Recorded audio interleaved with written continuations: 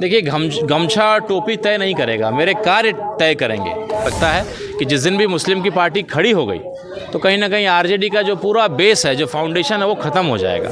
क्या हमारा share market गिरा, आज 25% 30% हमारा शेयर मार्केट गिरा, हमारा करेंसी गिर गया है, इसकी चर्चा कहीं नहीं होता। शुक्र है आप तो डरते हैं कि अगर मुस्लिम की पार्टी अगर क़यादत खड़ी हो जाएगी तो हम लोग का क्या होगा।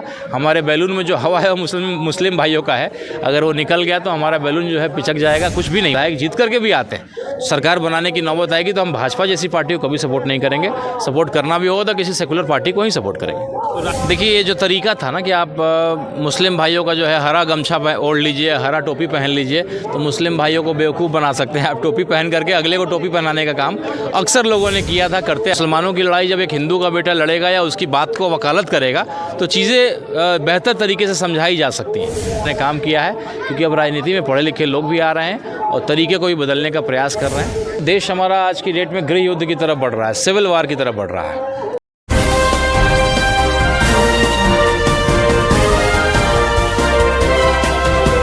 देखिए, ये जो तरीका था ना कि आप मुस्लिम भाइयों का जो है हरा गमछा ओढ़ लीजिए, हरा टोपी पहन लीजिए, तो मुस्लिम भाइयों को बेवकूफ़ बना सकते हैं। आप टोपी पहन करके अगले को टोपी पहनाने का काम अक्सर लोगों ने किया था, करते आ रहे थे।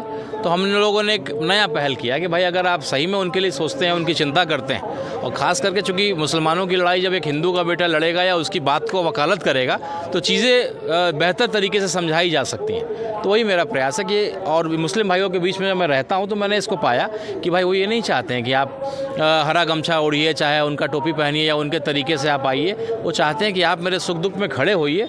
आज उनकी स्थिति बहुत अच्छी नहीं है, कहीं ना कहीं राजनीतिक वजह से बोलिए, चाहे जो भी कारण हो, तो उनको उनके बुरे वक्त में आप उनके साथ खड़े रहिए, वो चाहते हैं। तो यही एग्जाम्पल देना था कि भाई वो हरा गमछा या हरा टोपी पहन करके या वो मुस्लिम का वेशभूषा धारण करना ज़रूरी नहीं है। उनके वक्फ बोर्ड की लड़ाई है, उनके कई ऐसे मसाइल हैं, उसमें खड़े होकर के उसको मदद करना ये ज़्यादा ज़रूरी है। लेकिन नहीं, बिहार का पूरा ट्रेंड भी और बिहार का सरकार भी, बिहार का सलीका सब बदलने जा रहा है। एक बिहार की राजनीतिक करवट लेने जा रही है।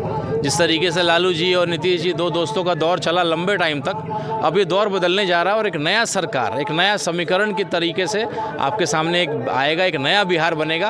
और हमारे जैसे पढ़े लिखे शिक्षित नौजवान पहल करेंगे तो निश्चित रूप से ये बदलाव आएगा। बिहार जो है लोकतंत्र की जननी रही है और इसका पुनर् जो है हम लोग को टाइम टू टाइम हमको जरा उसका सबूत देना है। तो मुझे लगता है कि इस बार का बिहार का जो चुनाव होगा एक क्रांतिकारी चुनाव होगा, एक क्रांतिकारी और एक विजनरी आदमी हमारा मुख्यमंत्री बनेगा, परिस्थितियाँ ऐसी बनेंगी। तो ये एक सलीका जो आपने बताया कि जो इस ट्रेंड को चेंज करने का हम लोगों ने काम किया है, क्योंकि अब राजनीति में पढ़े लिखे लोग भी आ रहे हैं और तरीके को भी बदलने का प्रयास कर रहे हैं। देश हमारा आज की डेट में गृह युद्ध की तरफ बढ़ रहा है, सिविल वार की तरफ बढ़ रहा है। एक राजनीतिक पार्टी खास करके जो है हमको लड़ा करके अपना फ्री फोकट का राजनीतिक रोटी सेक रही है। उसको किसी भी विकास के मुद्दों के बारे में कोई सवाल नहीं करता है। क्या हमारा शेयर मार्केट गिरा, आज 25% 30% हमारा शेयर मार्केट गिरा, हमारा करेंसी गिर गया है, इसकी चर्चा कहीं नहीं होता। शुक्र है आप जैसे पत्रकारों का जो आप चर्चा करते हैं, और नेशनल मीडिया तो शायद इसका कम ही चर्चा करती है। तो हम लोग यही चाहते हैं कि भाई नए नैरेटिव्स क्रिएट किए जाएँ, नई चीज़ें हों, नई बातें हम लोग लेकर के आएँ। और एक मुस्लिम की बात जब एक हिंदू कहता है तो लोग ज़्यादा गंभीरता से सुनते हैं। और एक खूबसूरत हिंदुस्तान, मुसलमान की लड़ाई हिंदू लड़े, हिंदू की लड़ाई मुसलमान लड़े, यही लक्ष्य। देखिए, गमछा टोपी तय नहीं करेगा, मेरे कार्य तय करेंगे। अभी पताही प्रखंड में आपने देखा होगा एक मुस्लिम सीओ को लेकर के जो है एक वहाँ के दबंग विधायक उनको परेशान कर रहे थे। उनका एक ज़मीन था जो सरकारी ज़मीन था, उसका म्यूटेशन कराने के लिए कई सीओ पे उन्होंने दबाव बनाया। लेकिन लास्ट में देखा कि एक तो महिला भी है और मुस्लिम भी है, तो क्यों नहीं इसको दबाव दे करके उसका म्यूटेशन करा लिया जाए। उसको देर रात परेशान करना, लोग भेजना, इस तरह के तरह तरह के हथकंडे अपनाए जा रहे थे। तो हम लोगों ने उस सीओ को जो है मुस्लिम जो सीओ थी उसको मदद किया। तो लोग इसको देखेंगे, राणा रंजीत के कपड़े को और टोपी को नहीं देखेंगे, राणा रंजीत के काम को देखेंगे, राणा रंजीत की ईमानदारी को देखेंगे। कल वक्फ बोर्ड के लिए जो संघर्ष हमारे मुस्लिम भाई कर रहे हैं, मैं उसमें शरीक होऊंगा। मैं फिर भगवाहीन लेकर के जाऊंगा, टीका पहन के ही जाऊंगा, लेकिन उनकी लड़ाई को ईमानदारी से लड़ूंगा तो उनको समझ में आएगा और ट्रेंड को चेंज करेंगे। ये केवल टोपी पहनना और हरा गमछा रखना से राजनीति नहीं होगा, आपको उनके मुद्दों के लिए लड़ना पड़ेगा। देखिए, ये पार्टी का निर्णय होगा। और चूंकि मैं लोकसभा का चुनाव लड़ा था तो निश्चित रूप से जो 6 विधानसभा जो मेरे संसदीय क्षेत्र के अंदर आते हैं, मेरा दायित्व है। और मुझे तिरहुत का भी जवाबदेही मुझे मिला है। तिरहुत प्रमंडल में 48 विधानसभा सीटें हैं और 15 से 20 सीटों पे चुनाव हम लोग लड़ेंगे। तो मेरा दायित्व है कि घूम करके अच्छे लोगों को चुन करके संगठन को मजबूत करके चुनाव हम लोग लड़ें। हाँ, साथ ही साथ मेरा दरवाज़ा खुला है। हम लोग ने अपने सेकुलर पार्टियों को आह्वान किया है कि अगर आप चाहते हैं कि आज गठबंधन करें तो हम लोग तैयार हैं। लेकिन आज गठबंधन आप नहीं करिएगा, चुनाव के समय हमें बी टीम और सी टीम बोलिएगा तो नुकसान शायद आपको होगा। तो आपको आज समझना पड़ेगा, हमारा मंशा कभी ऐसा नहीं है कि हम लोग किसी भी नॉन सेकुलर पार्टी को सत्ता में आने दें।